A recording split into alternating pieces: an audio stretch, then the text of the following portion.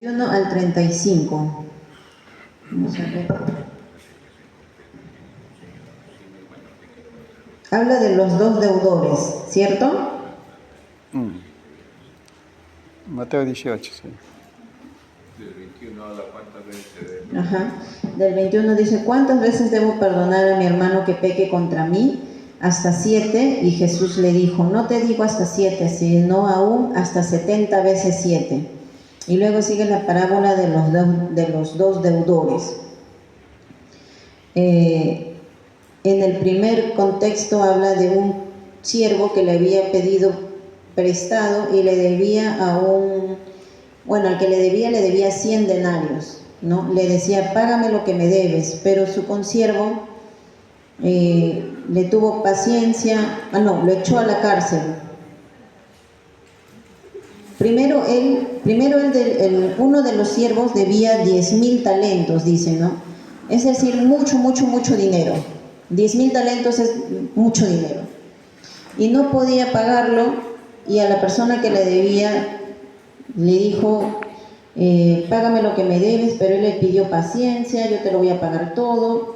Y esta persona, movida a misericordia, le perdonó la deuda. Le perdonó una deuda gigante. Ahora, él mismo encontró a uno de sus siervos que le debía 100 denarios, que es mucho menos. 100 jornales. 100 jornales de trabajo, muy bien. Y le dice, igual, págame lo que me debes. Pero él no tuvo misericordia, por más de que la otra persona le pedía paciencia. Lo metió a la cárcel para que pagara la deuda. Entonces el mayor, enterándose, le dice, siervo malo, le dice, toda aquella deuda que te perdoné porque me rogaste, ¿no debías tú también tener misericordia de tu consiervo como yo tuve misericordia de ti?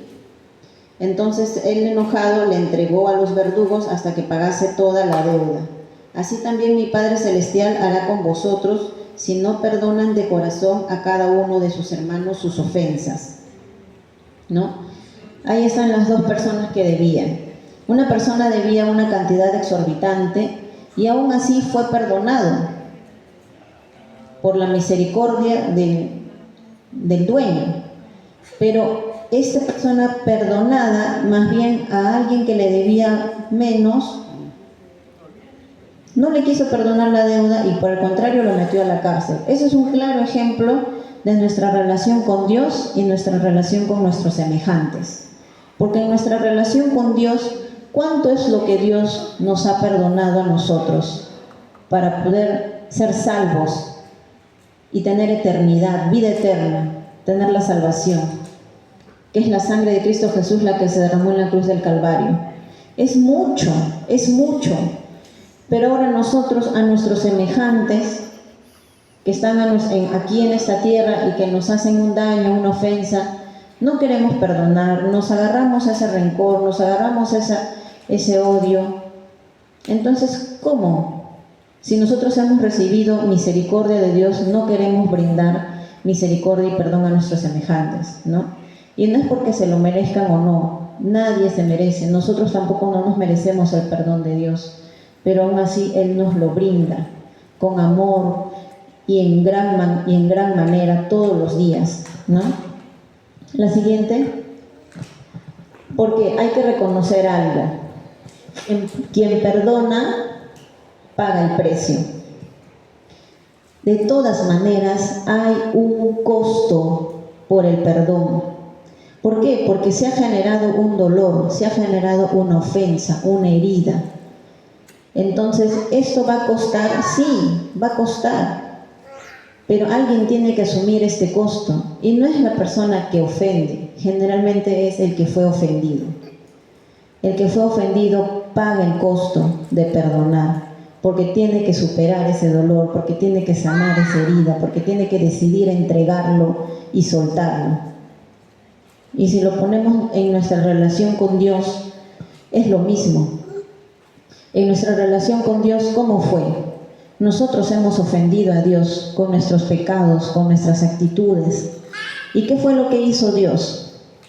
Mandó a su Hijo Jesús a la tierra para que Él mismo, que ha sido ofendido, entregue su vida por nosotros, muera en la cruz del Calvario, le cueste todo, le cueste la vida entera para poder restituir esta relación con nosotros, los que le habíamos ofendido. Entonces, Él pagó el precio.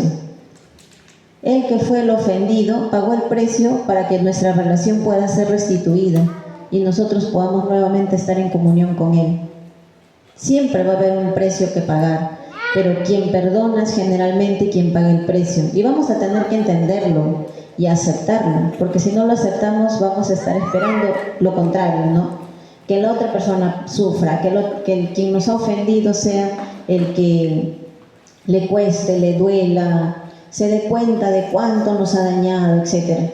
Pero no es así. El perdón es generoso.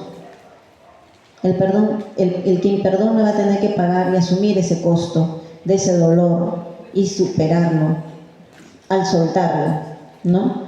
La siguiente dice: si nos cuesta perdonar, es probablemente que no hayamos entendido en su totalidad lo que Dios ha hecho por nosotros, ¿no? Eso es la verdad.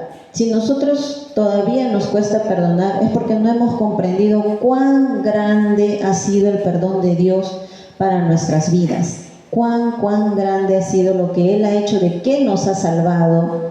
O sea, es una eternidad lo que nos ha salvado Dios. No es un momento aquí en esta tierra, no son mis 50, 60, 80 años que voy a vivir acá. Jesús, cuando vino en la cruz del Calvario a morir por mi vida, por mi alma, es por salvarme una eternidad, no es por un momento. Entonces, si no comprendemos el tamaño de la salvación que Dios nos ha dado a través de su perdón, entonces nos va a costar todavía perdonar a nuestros semejantes. Hay un versículo que dice Isaías 43, 25, que habla, o sea, Dios refiere esto.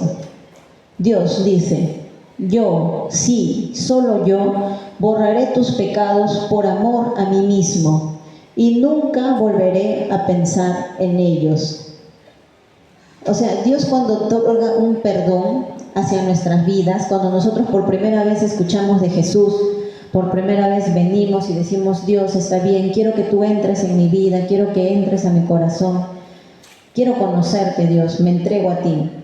Esa primera vez que nosotros decidimos hacer eso, Dios nos brinda su perdón completo, generoso, exorbitante, porque dice esto: por amor a mí mismo, dice Dios, nunca más borraré tus pecados y nunca volveré a pensar en ellos.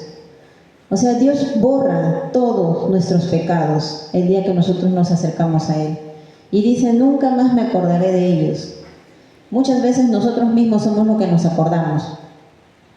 O el diablo viene a nuestra mente con sus dardos y nos dice: no, pero tú fuiste así, tú hiciste esto, eres tal por cual, no deberías acercarte a Dios, deberías mejorar antes de ir a la iglesia. Esa es una mentira muy grande que el diablo nos dice. Deberías primero mejorar, cambiar, para recién ir a la iglesia, porque ni siquiera eres digno de pisar una iglesia. Qué mentira tan grande, ¿no? Cuando Dios es todo lo contrario. Él dice: ven, con los brazos abiertos yo te espero, te recibo, porque lo que yo voy a hacer en ti va a ser todo lo contrario, de adentro hacia afuera. Por amor a mí mismo, borraré todos tus pecados. Dios dice: no me voy a acordar de ellos, y restituyamos esta relación, restituyamos esta confianza, en la que tú te puedes acercar a mí en confianza. Podemos tener una relación personal, Dios y yo, sin necesidad de intermediarios, solo a través de Jesús, ¿no? Entonces, si entendemos esa magnitud de todo lo que Dios ha hecho por nosotros en nuestras vidas y lo que Él desea darnos en adelante, vamos a poder tener más facilidad en poder brindar el perdón a nuestros semejantes, ¿no? Porque nunca va a ser de la misma magnitud. Siempre nosotros vamos a estar en deuda con Dios, siempre. A comparación de lo que podamos tener en una relación humana, siempre nosotros vamos a tener una deuda grande con Dios en lo que Él ha hecho en su amor exacerbado por nosotros, ¿no? La siguiente. Aquí hay un cuadro comparativo Porque a veces muchas personas decimos, no, pero Jesús en la tierra también era Dios, entonces Él nunca pecó, Él no sabe lo que yo he pasado en mi vida, Él no sabe lo que a mí me han hecho. Pero si vamos a ver cada caso, Jesús pasó todo lo que nosotros podríamos pasar en esta tierra. Dice, cuando hemos sido traicionados, hablando de traición, por un cónyuge, esposo, esposa, que se fue, un familiar que escoge un camino diferente, un mejor amigo que miente, etc.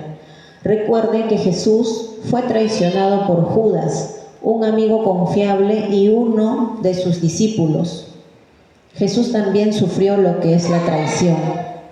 Él sabe lo que es eso. Cuando hemos sido acusados falsamente en chismes o calumnias, recuerda que Jesús también fue acusado falsamente en muchas cortes. Hablaron mucho contra Él, contra Él que no había hecho nada, imagínense. Cuando nosotros hemos sido rechazados por pareja, amigos, alguien de confianza, o quizás incluso la iglesia, tú sentiste que la iglesia te rechazó, te señaló, te juzgó. Recuerda que Jesús también sufrió el rechazo de Pedro, uno de los apóstoles y su compañero más cercano. Jesús también sufrió el rechazo de alguien íntimo para Él.